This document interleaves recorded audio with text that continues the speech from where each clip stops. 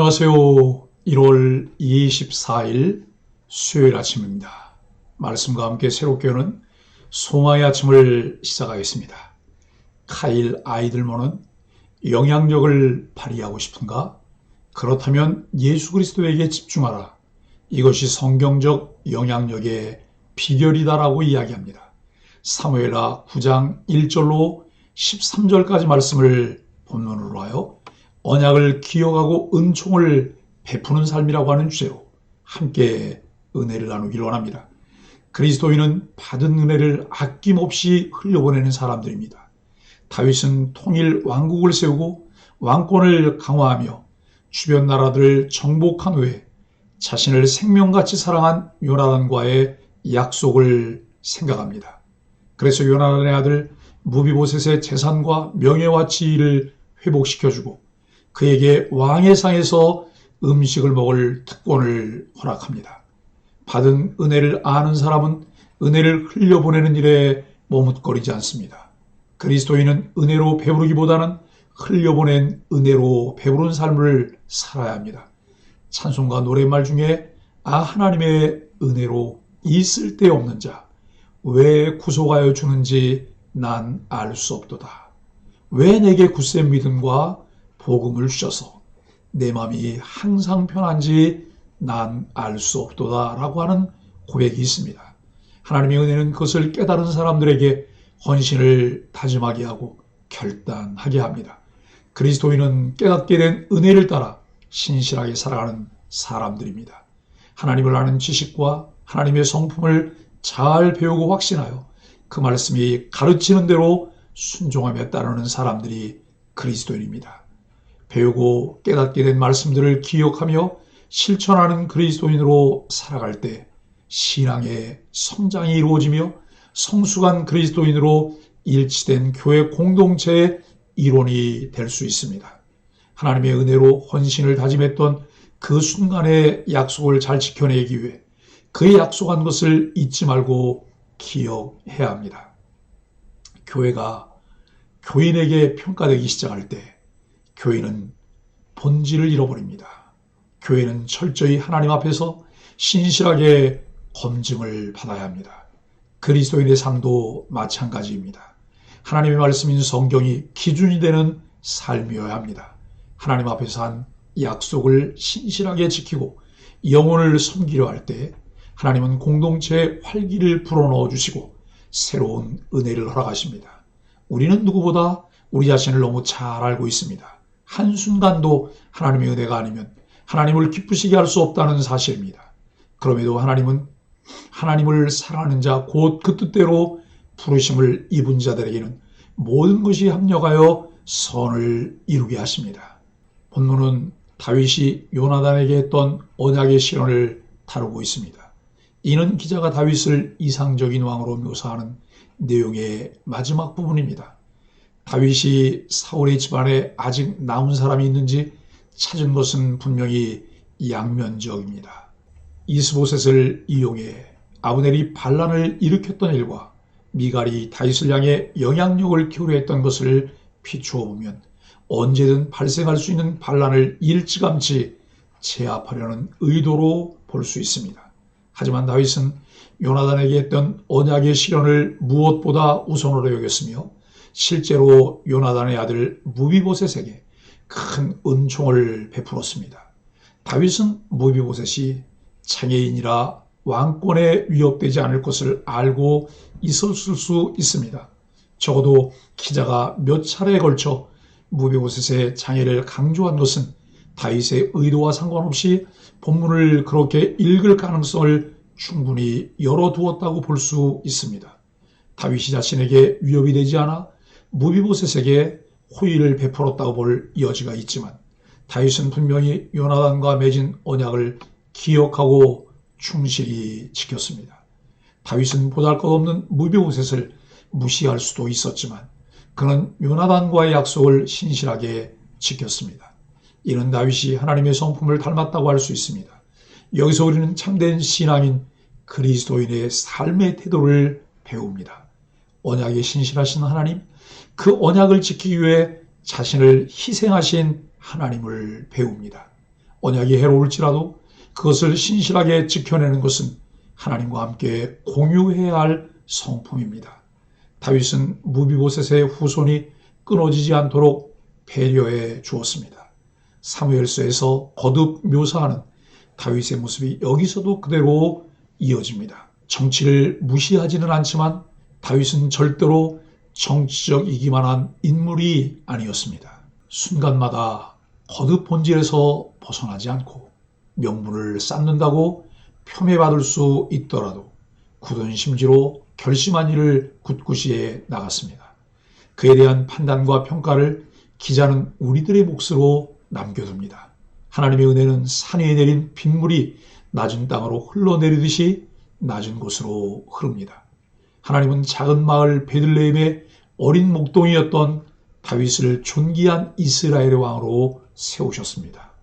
다윗은 자신에게 임한 이 은혜가 너무나 크고 깊어 무비보셋에게 흘려보냅니다. 1절로 4절은 하나님의 은혜를 아는 자입니다. 다윗은 요나단과의 언약을 기억하고 사울의 자손에게 은총을 베풀기 위해 사울 집안에 남은 사람이 있는지 찾았습니다. 자신을 살려주고 자신에게 은혜를 베푼 요나단을 기억하고 나라가 안정이 되자 요나단과의 언약을 지키기 위해 그의 가족을 찾습니다. 우리는 하나님의 언약 백성입니다. 하나님이 우리와 맺은 언약을 신실하고 성실하게 이루신 것처럼 우리 또한 모든 약속에 대해 신실해야 합니다. 다윗은 사울의 집 종이었던 시바를 불러 사울의 집에 남은 사람이 있는지 물으며 그에게 하나님의 은총을 베풀 것이라고 말합니다. 나의 은총 혹은 왕의 은총이라고 하지 않고 하나님의 은총이라고 말합니다.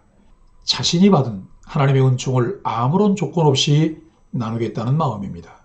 하나님의 은혜를 받고 그 은혜에 감격한 사람은 반드시 그 은혜를 다른 사람에게 흘려보냅니다. 그리스도인은 입으로만 은혜 받은 자가 되지 말고 베푸는 삶으로 하나님의 은혜를 전해야 합니다. 다윗은 요나단의 아들 무비보셋이 마겔의 집에 있다는 사실을 알고 사람을 보내 데려오게 합니다. 무비보셋은 다윗 앞에 나오자마자 엎드려 절하고 자신을 당신의 종이라고 칭합니다. 5절로 8절은 억울한 자를 회복시킵니다. 다윗은 무비보셋의 마음에 큰 두려움이 있는 것을 알고 무서워하지 말라고 안심시킵니다. 그리고 진심으로 무비보셋을 따뜻하게 대해줍니다. 사울의 종이었던 시바조차 무비보셋을 다리 저는 자라고 낮춰 불렀는데 다윗은 그를 왕족처럼 대해줍니다.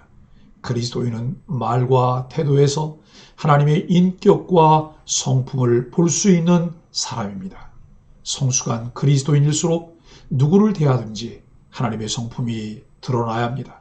다윗은 무비보셋에게 사울의 재산을 돌려주고 왕의 상에서 식사하는 은총을 베풀었습니다. 무비보셋은 믿기지 않는 다윗의 호의에 자신을 죽은 개 같은 자로 낮추며 자격 없음을 고백합니다. 무비보셋은 오랜 세월 동안 다윗을 원망하며 두려워했을 것입니다. 그런데 오히려 큰 은총을 얻게 되자 두려움을 잊고 평안화된 삶으로 안정을 얻었습니다. 우리는 하나님과 원수되었던 자들이었지만 은혜로 하나님과 화평하게 되었습니다. 그러기에 그 은혜의 날마다 감격하며 평안화된 삶을 살아가야 합니다. 9절로 13절은 질서와 권위가 회복됩니다.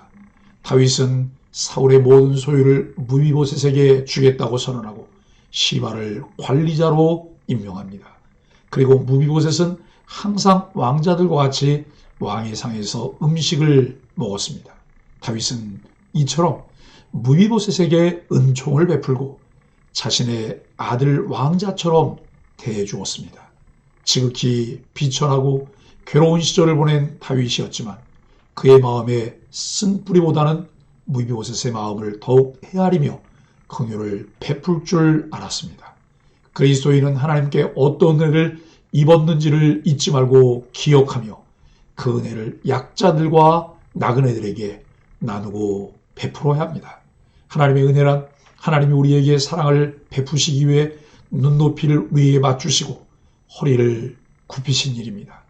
가장 높으신 하나님이 한없는 사랑을 우리에게 베푸시되 겸손하게 베푸셨습니다.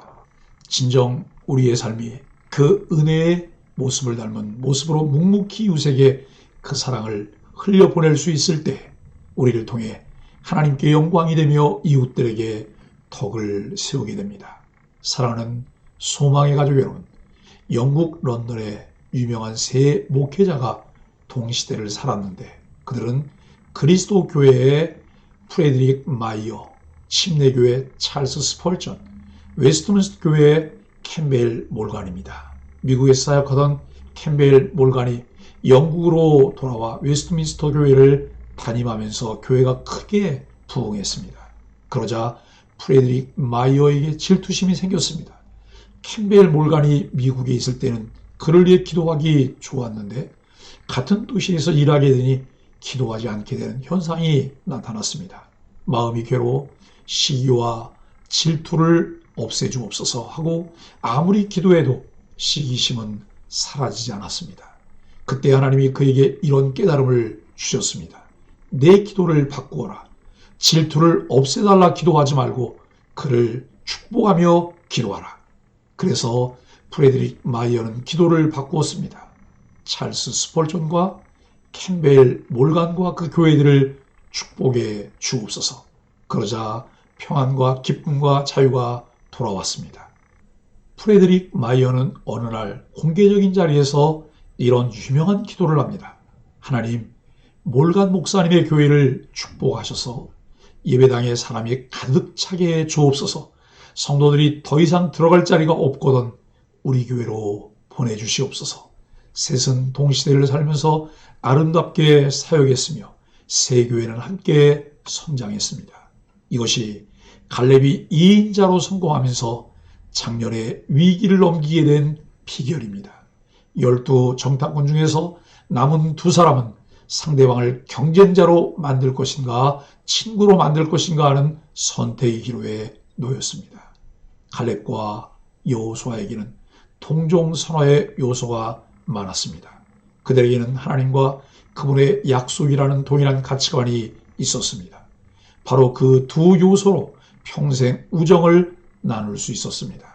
교회 안에서조차 무리를 짓고 분열하는 시대를 살고 있는 이때에 우리의 마음을 힘들게 하는 이들을 축복하며 기도할 수 있는 태도는 진리에 근거한 우정으로 믿음을 빛나게 합니다.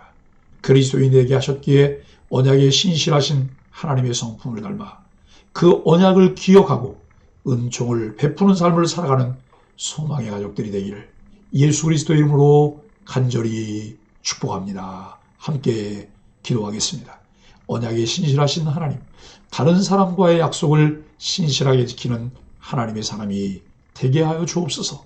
힘들 때 받았던 은혜를 기억하며 타인을 위해 그 은혜를 흘려보내기 원합니다.